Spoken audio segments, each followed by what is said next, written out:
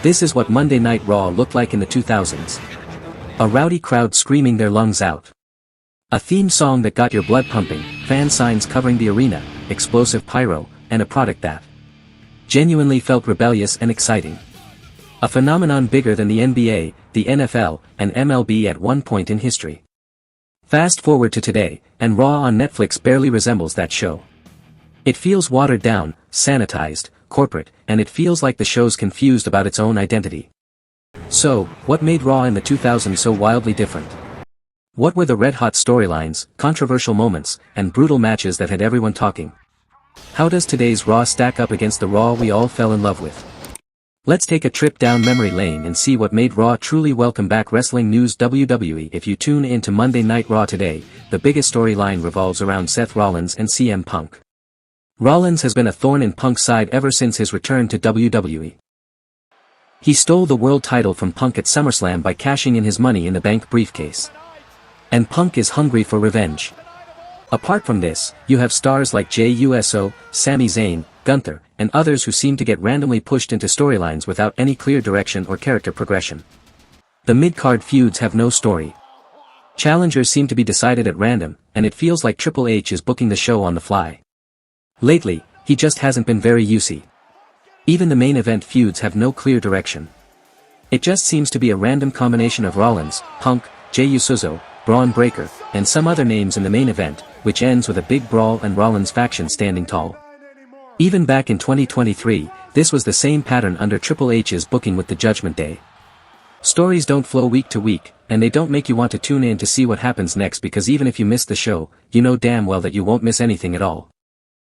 Compare that to when Stone Cold was feuding with Vince. Even though the premise of the feud was basic, every week you had something insane, something different happening that would push the story forward.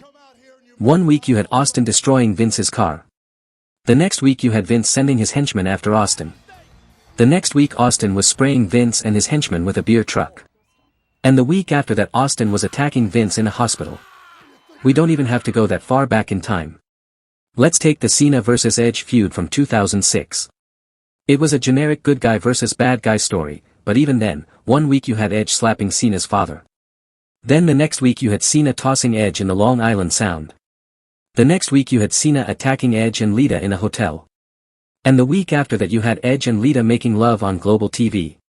Though it was wild, though it was over the top, it made for must-see TV. The stories progressed week after week and got you hyped for the pay-per-views where the stories would culminate. Today, Raw plays it too safe. The stories don't have that dangerous feel. They feel too watered down, too morally correct.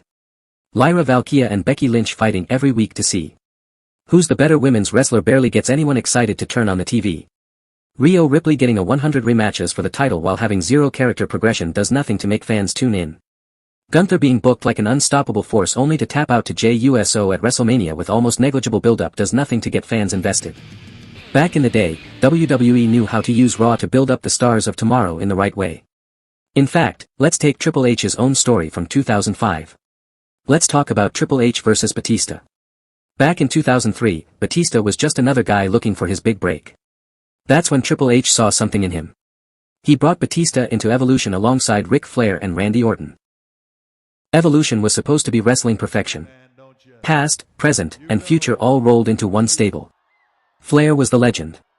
Triple H was the present king. Orton and Batista were the future stars. But here's the thing about Triple H. He's always been about control. He wanted to be the leader forever. So, while he helped build up Batista, he also made sure to keep him in line. The breaking point came at the 2005 Royal Rumble. Batista won the whole thing. He earned his shot at the world title, but instead of celebrating with him, Triple H immediately started pushing him towards SmackDown's world title instead of his own. That's when it clicked for Batista. Triple H wasn't his mentor. He was using him. Over the following weeks on Raw, tensions boiled over. Triple H kept trying to convince Batista to go after SmackDown's title, but Batista saw right through it. He knew Triple H was scared. Then came the moment that changed everything. Batista was supposed to go after JBL's WWE title, but instead he gave Triple H the thumbs down and gave him a brutal powerbomb through the table. The crowd exploded. Evolution is dead. At WrestleMania 21, Batista finally got his hands on Triple H one-on-one for the world title. The student versus the teacher, the muscle versus the mastermind. Batista destroyed his former mentor. He won his first world championship. And just like that, a star was born. The whole thing felt organic. It was a slow burn. It built over months. You genuinely wanted to see Batista break free from Evolution's shackles and enter the main event scene. This wasn't just about a title. It was personal. It was about a man breaking free from someone who held him down for years. You can barely find any such stories on Raw today. Everything is about creating viral social media moments and short-term excitement instead of long-term storytelling. That's what made 2005 Raw special. Stories that felt real. Characters you could connect with, drama that built over months and paid off in huge moments. Another major problem with Raw in 2025 is the lack of personal storylines that make you feel genuinely invested in what happened to these people. Even back in 2009, we had the whole Randy Orton vs. McMahon family saga. On one hand, you had the Viper. Orton had completely lost his mind in his quest for revenge against the McMahons and was destroying everyone from Vince to Stephanie. Every week he was crossing a new limit and you couldn't help but tune in to watch what happened next. You had Triple H breaking into Orton's house, Orton kissing Stephanie while Triple H was handcuffed, Orton kicking Vince in the skull, Shane McMahon coming back from retirement, and every week was must-see TV. Every week was exciting. Every week the story progressed and got more personal. In 2005, Raw had the whole Edge-Lita Matt Hardy triangle that made you tune in every week. Matt Hardy and Lita were these young sweethearts who'd been together for years. Then Edge came along. Behind the scenes, Edge and Lita started having an affair. Matt had no idea. He trusted both of them completely. Edge was his friend. Lita was the love of his life. But word got out. People in the locker room started talking. Matt eventually found out his girlfriend was sleeping with one of his closest friends. Matt was devastated. His career was over. His relationship was over and it was all because Edge stabbed him in the back. But Matt wasn't going down quietly. He started posting about the affair on the internet. He told the whole story. He exposed what really happened. He called out Edge and Lita publicly. The fans went nuts. They started chanting for Matt at every show. They booed Edge and Lita out of the building. The story got mainstream attention and everyone involved in the story got elevated to the next level. WWE couldn't ignore it anymore. They brought Matt back as a man seeking revenge. Matt showed up unannounced and attacked Edge during a live Raw.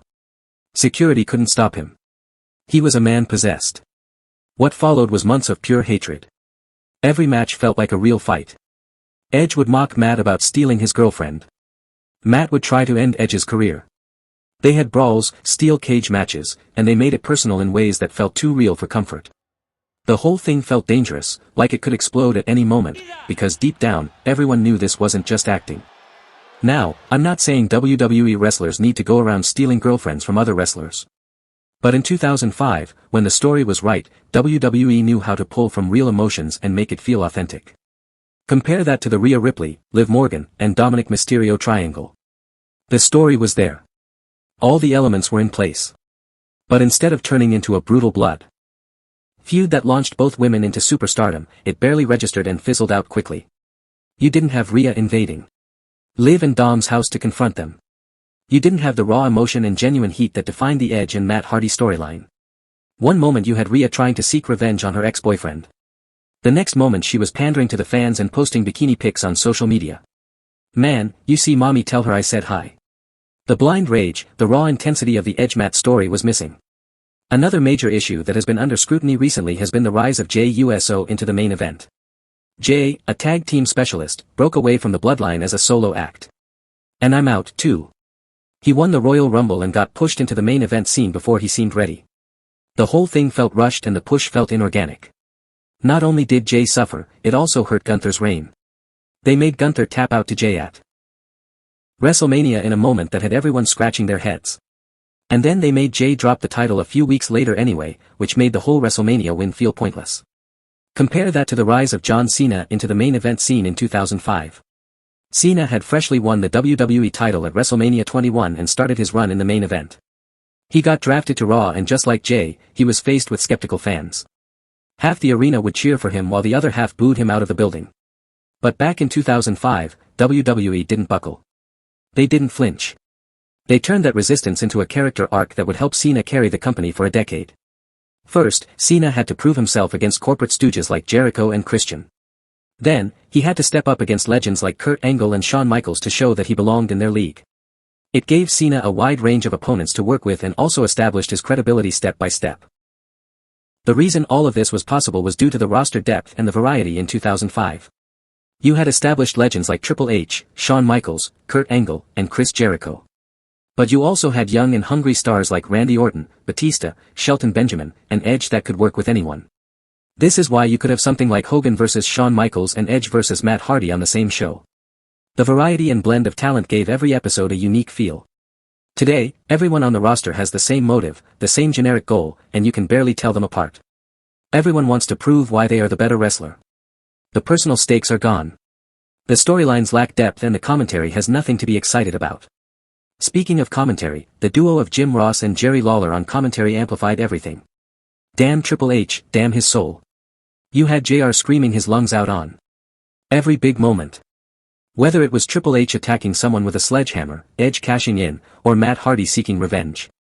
Then you had Jerry Lawler with his witty one-liners and perfect timing. It felt like listening to two fans who were equally excited as you and had a genuine passion for what they were watching. The commentary on Raw today feels too bland and polished. And a big reason has to do with the 3-hour format. Back in 2005, this is how a typical Raw episode worked. You would have an explosive opening segment where the champion would come out and address the crowd. The challenger would then come out. A brawl would break out leading to commercials. After this, you would typically have a mid-card feud for the Intercontinental title, a Divas segment. Followed by a personal storyline between Edge and Matt or Kane setting someone on fire. And finally, the show would end with a main event match that would usually see the champion or challenger in action with meaningful progression toward the next pay-per-view. The 2-hour show went by like a breeze and left you wanting more. Compare that to the 3-hour format where everything feels like it's dragging. Segments feel stretched out just to fill the time slot. Mid-card feuds get forgotten. The main event loses steam and makes people tune out before the show ends. It feels like a weekly formality instead of must-see TV that drives the story forward week by week and leads to a pay-per-view. And a lot of it has to do with the audience WWE is appealing to. Back in 2005, WWE's audience mostly consisted of young men and guys in their 20s and 30s who wanted to see violent, shocking TV with controversy, superhuman moments and stories that let them immerse themselves in the wild, wacky world of wrestling. It was an escape from daily life. It was soap opera for men. In 2025, Raw is still soap opera, but now it's a soap opera for a small part of the population that's concerned about being politically correct and turning wrestling into a vehicle to drive their political goals instead of entertainment. But hey, that's just my opinion. Let me know what you think.